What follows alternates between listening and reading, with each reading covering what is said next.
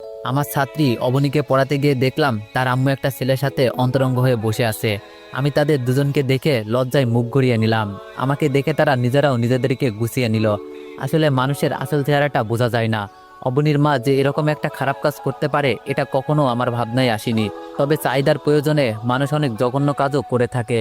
নিজের থেকে বয়সে অনেক ছোট ছেলের সাথেও মানুষ প্রেমের সম্পর্ক গড়ে তুলতে পারে, সেটা আমি আজ বুঝলাম।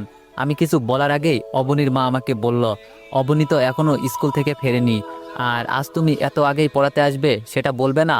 তখন আমি বললাম, আজ মাসের শেষ তারিখ, তাই একটু আগেই পড়াতে এসেছি, টাকাটাও দরকার ছিল। তখন অবনীর মা বলল, আচ্ছা ঠিক আছে, তুমি বসো, আমি টাকা নিয়ে আসছি। কিছুক্ষণ পর অবনীর মা এসে আমার হাতে 10,000 টাকা দিয়ে বলল, ও হচ্ছে আমার খালাতো ভাই সুজন, অবনীকে ওর কথা বলার দরকার নেই, তোমাকে অগ্রিম মাসে টাকাটাও দিয়ে দিলাম। তোমার নাকি টাকার সমস্যা বলেছিলে, আজকে পড়াতে হবে না, তুমি বরং কালকে এসো। টাকাটা নিয়ে আমি চলে আসি। অবনীকে পড়াই আজ 6 মাস হতে চলল। সত্যি বলতে অবনীকে আমি টাকার জন্যই পড়াই। অবনীর বাবার টাকা পয়সার কোনো অভাব নেই, তাই বাবা বিদেশে থাকেন, তাই আমাকে মাস শেষে 5,000 টাকা দিতে কোনো সমস্যা হয় না। 10,000 টাকা পেয়ে সেখান থেকে মাকে 4,000 টাকা দিলাম, আর বোনকে 1,000 টাকা। বাকিগুলো আমার প্রয়োজনে কাজে লাগবে, রেখে দিলাম। মাকে দেওয়া এটা আমার প্রথম কোনো উপহার।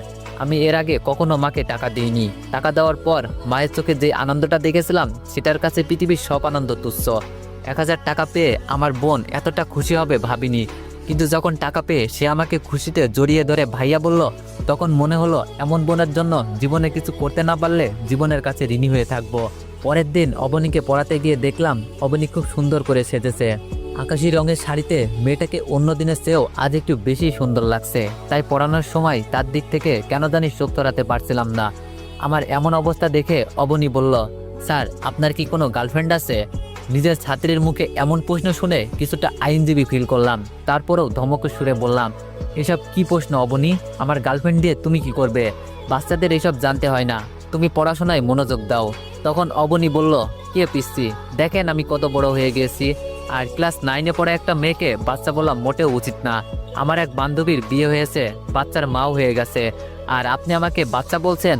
অবনীর কথাই ঠিক, অবনীকে আজ মোটেও বাচ্চা বাচ্চা লাগছে না, বড়ই মনে হচ্ছে। শাড়ি পরলে ছোট মেয়েদেরকেও অনেক বড় মনে হয়, অবনীকেও আজ বড়দের মতোই মনে হচ্ছে। আমি অবনীর কথা এড়িয়ে যাওয়ার চেষ্টা করলেও পারলাম না। অবনী আবার জিজ্ঞেস করলো, স্যার আপনি কিন্তু বললেন না আপনার কোনো গার্লফ্রেন্ড আছে নাকি? তখন বাধ্য হয়ে বললাম, ছিল এক সময়, তবে এখন নেই। এবার খুশি তুমি? তোমার প্রশ্নের উত্তর খুঁজে পেয়েছো। তখন অবনীর চোখে মুখে অনেক আনন্দ দেখতে পেলাম। আমার গার্লফ্রেন্ড নেই শুনে অবনী এতটা খুশি হলো কেন বুঝতে পারলাম না। প্রায় 6 মাস পর হঠাৎ করে জানতে পারলাম